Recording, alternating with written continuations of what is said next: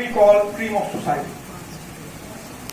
1962 में कहा जाता है कि टीचर्स डे बनाया गया था। मैं सर्वपल्ली राधाकृष्णन जी के बारे में ज्यादा विचार, क्योंकि हमें सब जानते हैं कि वो कौन थे, क्या थे, लेकिन आज जिस विषय में जो अपने विचार प्रकट करने जा रहा हूं वो ये है कि टीचर्स डे का महत्व आज के समय में मुझे लगता है इतना ज्यादा है जितना कि शायद जब ये मनाया जाता रहा होगा तब शायद उतना नहीं रहा होगा।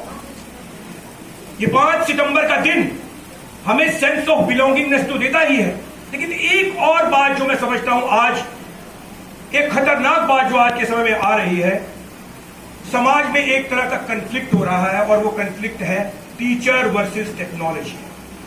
मैं टेक्नोलॉजी का विरोधी नहीं हूं। आज एक विजुअली इंपेयर्ड आदमी होते हुए भी मैं भी उन सभी लोगों की तरह टेक्नोलॉजी का इस्तेमाल कर रहा हूं, चाहे वो सेल फोन हो, चाहे वो नेट हो, and everything what is available.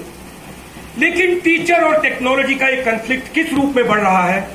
समाज आज ये समझने लगा है कि हमें टेक्नोलॉजी की जरूरत है, वो टीचर का काम कर सकती है, जबकि ऐसा नहीं है।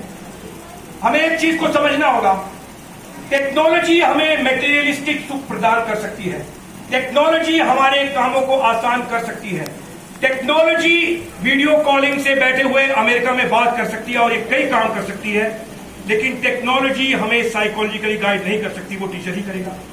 टेक्नोलॉजी हमारी इमोशनल कमजोरी को ठीक नहीं कर सकती, वो टीचर ही करेगा।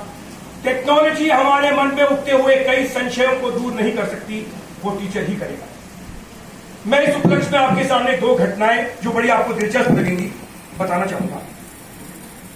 1984 में मेरी देहरादून में एडमिशन हुई NIVH, national institute for the visually handicapped, which is the largest institute of Asia. लेकिन उस समय वहां एडमिशन लेना आसान नहीं था, क्योंकि बच्चे की तैयारी होनी चाहिए थी। उससे बहुत सारे बेसिक्स क्वेश्चन पूछते थे, जैसे जो भी है 1 से लेके 100 तक, क्योंकि हमारी एजुकेशन जो होती थी उसमें यह माना जाता था कि वहां वो बच्चा आएगा जो थोड़ा पढ़ने में ठीक हो। 7 साल की उम्र तक मैं स्कूल नहीं गया, क्योंकि उस समय पहले पेरेंट्स को ये उम्मीद थी कि पेरेंट्स मुझे ठीक शायद डॉक्टर्स वगैरह से ठीक करा लेंगे। मेरे पापा परेशान, मुझे वो 1 से लेके 100 तक याद करा रहे थे, मैं नहीं याद कर पा रहा था, क्योंकि पिता आपका सबसे पहला गुरु होता है। मैं ये मानता हूं, परमात्मा मेरे पिता को उत्तम लोगों में स्थान दे।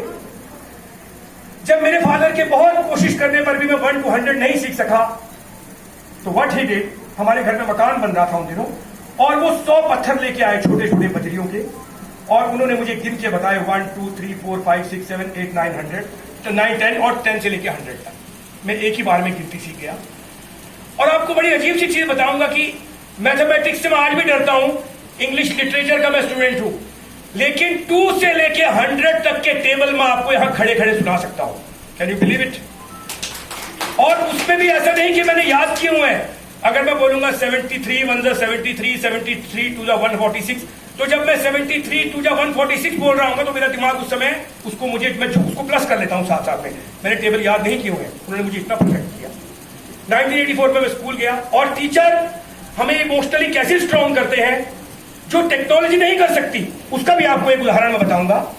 1987 की बात है, सुनील गावस्कर का लास्ट टेस्ट मैच था पाकिस्तान के खिलाफ। I was in class 3rd, और मेरे एक दोस्त थे जो आज दिल्ली में रामानुजन कॉलेज में वो भी प्रोफेसर हैं। हम दोनों ने क्या किया, हॉस्टल स्टूडेंट थे हम, तो हमने कहा हम छुट्टी कर देंगे यार, कोई बात नहीं, हाफ डे के बाद हम स्कूल नहीं जाएंगे और गावस्कर का मैच देखेंगे। मैच हुआ, गावस्कर जी उसमें 96 पे आउट हुए, अनफॉर्चुनेटली सेंचुरी उनकी नहीं बनी, और पाकिस्तान के साथ मैच था, तो we lost, so we were very disappointed. हम जब स्कूल गए तो हमारे टीचर ने हम दोनों को पकड़ लिया और कहा कि इधर आओ। तुम लोग कहां थे दोनों? आई वॉज लिटरली शिवरिंग, आप मानेंगे मैं कांप रहा था, वो भी कांप रहे थे जो मेरे दोस्त था। तो मैंने कहा सर मैं मैच देख रहा था। आए हमारे पास में, कहा बेटे मैं वैसे तुम्हें थप्पड़ मारने आया था, बट तुम्हें थप्पड़ नहीं मारूंगा। और ये याद रखिए कि उन दिनों वो दौर था जब कॉर्पोरल पनिशमेंट, खासकर बुर्गा बनाना और ये सब किया जाता था। उन्होंने मारा नहीं, इतना कहा कि बेटे मैच चलते रहेंगे, लेकिन आज जो तुम्हारा लेक्चर मिस हुआ है, क्या वो दोबारा कल आएगा? बताओ। आप यकीन मानिए, क्रिकेट के लिए इंटरेस्ट मेरा आज भी खत्म नहीं हुआ। मैं क्रिकेट के लिए, स्पोर्ट्स के लिए आर्टिकल्स तक लिख चुका हूं, लेकिन मैंने उसके बाद कभी कोई मैच देखने के लिए क्लास मिस नहीं की। वो काम एक टीचर ने किया, वो मुझे टेक्नोलॉजी नहीं समझा सकती थी। वो एक मॉरल स्ट्रेंथ, जो एक मॉरल लेसन मुझे उन्होंने दिया, और उन्होंने मारा नहीं। उन्होंने कहा कि बेटे आज का लेक्चर तुम्हारा मिस हुआ है, तुमने आज एक गावस्कर का मैच देखा है, तुम आगे कपिल देव के भी और कितने मैचेस देखोगे, तुम्हारे 100 लेक्चर मिस होंगे। ये काम ठीक नहीं है बेटे, बैठ जाओ। और आज ईश्वर की कृपा से मैं यहां हूं, और मेरा वो दोस्त जो मेरे साथ था उस समय, वो रामानुजन कॉलेज दिल्ली में हिंदी के प्रोफेसर हैं। डियर गैदरिंग मित्रों, और यहां मेरे आए हुए स्टाफ मेंबर्स और मेरे जो खासकर सीनियर ऑफिसर्स भी हैं, मैं आपको एक बात और बताना चाहूंगा कि टीचर्स होना एक सेंस ऑफ बिलोंगिंगनेस की बात है, और प्राउड हमें तब होता है, मुझे 15 साल इस डिपार्टमेंट में है, और मुझे तब बहुत खुशी होती है जब कहीं वॉक करते हुए जाते हुए कोई स्टूडेंट आके हमारे पैरों में गिरता है और कहता है सर मैं आज आर्मी में हूं। खुशी इसलिए होती है क्योंकि अगर वो आके ना भी हमें सलाम करे या ना भी रिस्पेक्ट दे, तो भी एटलीस्ट मुझे तो नहीं पता चलेगा कि मेरे सामने से कौन जा रहा है। तब दिल में जो सेटिस्फेक्शन होती है, that is immense, that is unbelievable. मैं आज इस मंच से एक बात कहना चाहूंगा कि टेक्नोलॉजी हमारी असिस्टेंट है, और जब हम टेक्नोलॉजी को एज ए बॉस मानना शुरू कर देंगे, उस समय हमारे समाज एक डिटेरिएशन पर आ जाएगा।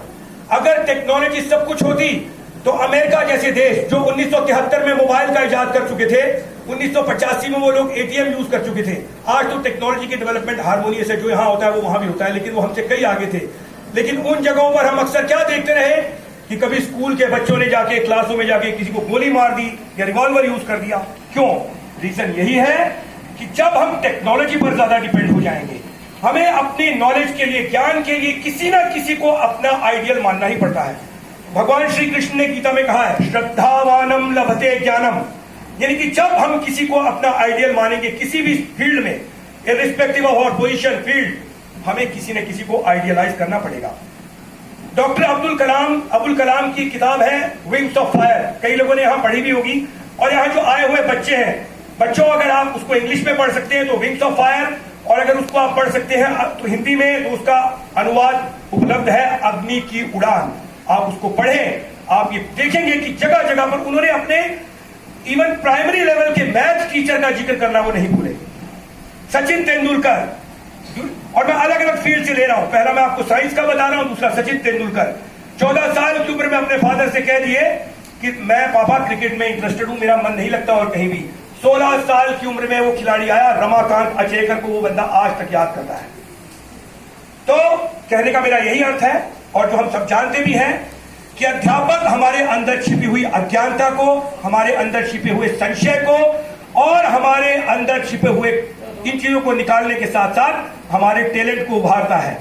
टेक्नोलॉजी हमें ब्लेस करती है कि हम उसका यूज कैसे करें। टीचर हमें यह बताता है कि जन कल्याण के लिए तकनीक का इस्तेमाल कैसा किया जाए। बहुत सारी बातें और हैं बोलने के लिए, लेकिन हम सब समय की सीमा में बंधे हुए हैं। So with that, I would like to